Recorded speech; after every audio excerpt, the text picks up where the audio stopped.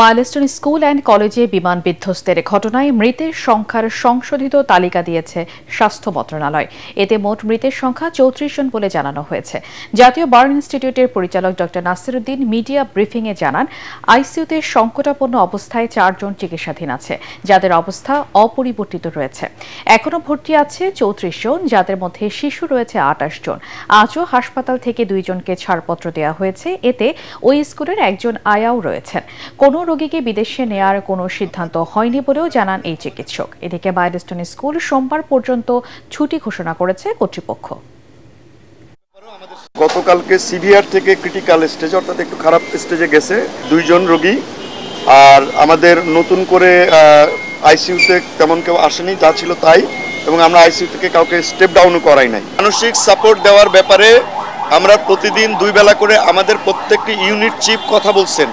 একই সঙ্গে আমাদের সরকারি যে চিকিৎসকরা আছেন মানসিক স্বাস্থ্য বিষয়ক, তারা প্রতিদিন ব্রিফ করছেন, এবং বিশেষত যে রোগীগুলো একটু ক্রিটিক্যাল এবং সিভিয়ার, তাদের ব্যাপারে আমরা আরও ক্লোজ ডোর ব্রিফিং করছি।